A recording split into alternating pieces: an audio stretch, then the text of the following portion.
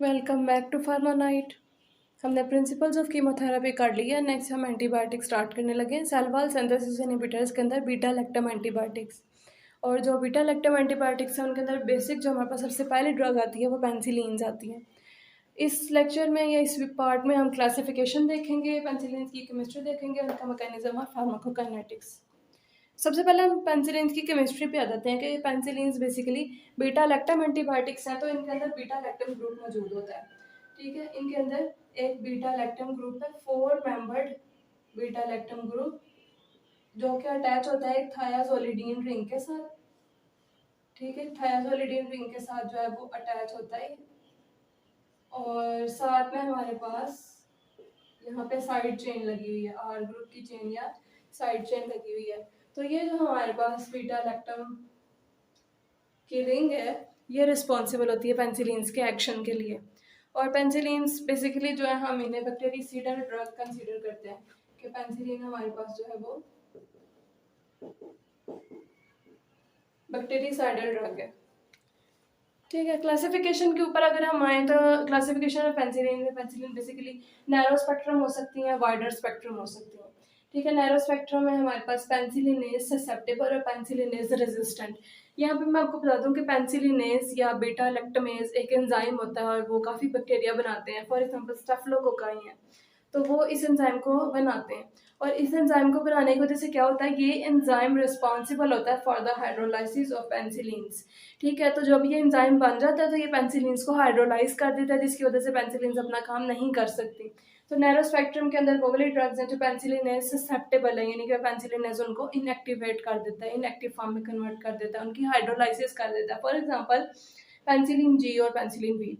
ठीक है, और पेंसिलिनेज रेजिस्टेंट वो वाली ड्रग्स होंगी जो पेंसिलिनेज से रेजिस्टेंट है, कि वो ड्रग्स जो हैं उनके ऊपर वो एंजाइम सही तरह से एक्ट नहीं करते या उनकी हाइड्रोलाइसिस नहीं करवा सकते, तो वो ड्रग्स फिर अच्छी तरह से काम करती हैं। लेकिन ड्रॉबैक ये है कि नैरो स्पेक्ट्रम है, ये जहन में रखना है कि जो पेंसिलिनेज रेजिस्टेंट है वो narrow spectrum. For example methicillin है, नेपसिलिन है।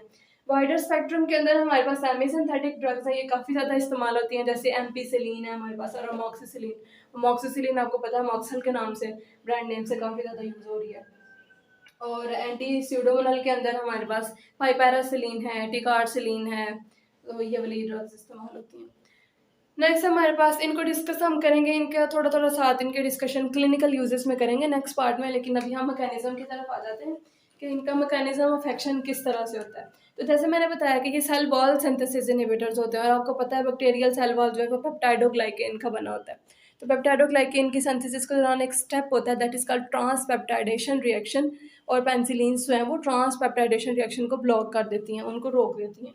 तो सबसे पहले जाके पेंसिलिन ने अपने टारगेट साइट पे अटैच होना होता है, यानी कि ये अटैच होती हैं जाके attachment to penicillin binding protein. Penicillin binding protein दरअसल एंजाइम्स होते हैं, वो एंजाइम्स जो ट्रांसपेप्टाइडेशन में इन्वॉल्व हैं, तो ये उन प्रोटीन्स के साथ या उन एंजाइम्स के साथ जाके अटैच हो जाती हैं पेंसिलिन्स। ये इनका फर्स्ट स्टेप होता है। नेक्स्ट स्टेप इन्होंने जाके जाहिर है उस एंजाइम के साथ अटैच हो गई हैं, तो उसको फिर इन्हें एक्टिवेट कर देंगे, उसको जो काम नहीं करने देंगे, तो ट्रांसपेप्टाइडेशन रिएक्शन जो है वो ब्लॉक हो जाएगा, यानी कि इनहिबिशन ऑफ ट्रांसपेप्टाइडेशन। इनहिबिट कर रहे हैं कौन से प्रोसेस को, ट्रांसपेप्टाइडेशन। ठीक है, एक और इन्होंने काम करना होता है कि ये एक्टिवेट करवा देते हैं ऑटोलाइसिस ऑफ बैक्टीरिया के। ऑटोलिटिक जो एंजाइम्स होते हैं समहाउ ये उसको जो है वो एक्टिवेट करवा देती हैं। ये भी मैकेनिज्म अंडरस्टूड तो नहीं है किस तरह से एक्टिवेट करवाती हैं, लेकिन ये देखा गया है कि ये एक्टिवेशन करवा देते हैं ऑटोलाइसिस की।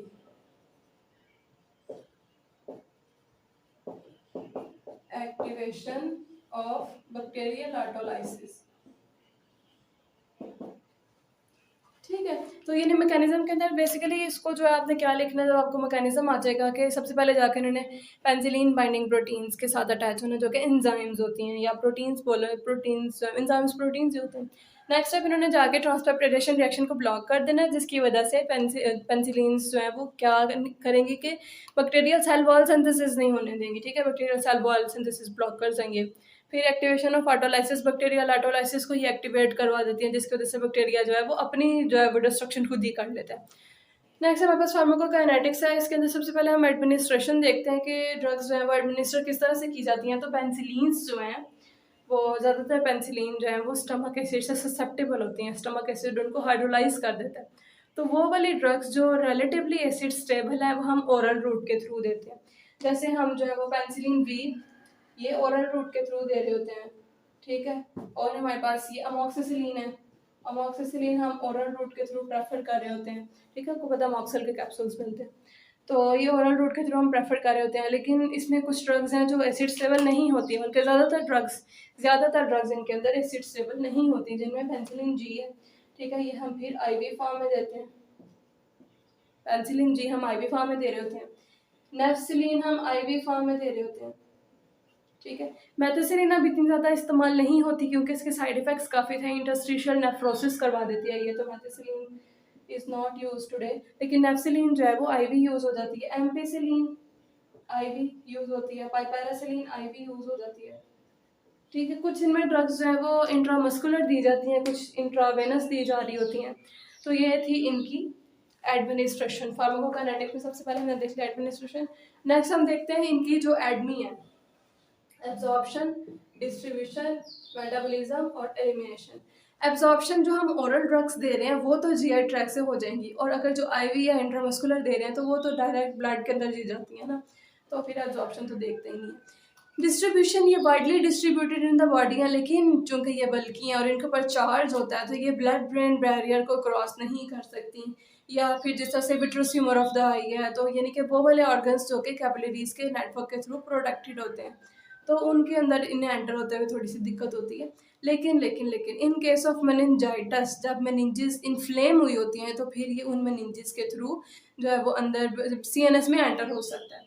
नेक्स्ट इनकी मेटाबॉलिज्म है। मेटाबॉलिज्म पेंसिलिन की इतनी ज़्यादा नहीं होती, लेकिन अगर हम देखें तो नेफ्सिलिन और रोक्सेसिलिन इनकी मेटाबॉलिज्म लिवर के थ्रू यानी हेपेटिक मेटाबॉलिज्म हो रही होती है। कौन कौन सी ड्रग्स मेटाबॉलिज्म में अगर हम देखें तो नेफ्सिलिन और ऑक्सासिलिन, इनकी हेपेटिक मेटाबॉलिज्म हो रही होती है, लिवर के अंदर इनकी मेटाबॉलिज्म हो रही होती है। नेक्स्ट हमारे पास एलिमिनेशन है। इनकी एलिमिनेशन बेसिकली रीनल एलिमिनेशन होती है, ट्यूब्यूलर एक्सक्रीशन या फिर कह लो कि ग्लोमेरुलर फिल्ट्रेशन, उनके थ्रू ये एक्सक्रीट आउट हो रही होती है। लेकिन कुछ इनमें से जो है वो बाइल के थ्रू भी होती है, जैसे हमारे पास नेफ्सिलिन है वो बाइल के थ्रू एक्सक्रीट आउट हो रही होती है। तो ये हमारा आज का छोटा सा टॉपिक था पेंसिलिन। नेक्स्ट पार्ट में हम इनके जो है वो रेजिस्टेंस को भी देखेंगे, क्लिनिकल यूजेस को भी और रिवर्स इफेक्ट्स को भी देखेंगे। If you have any ambiguity, you can ask. Thank you.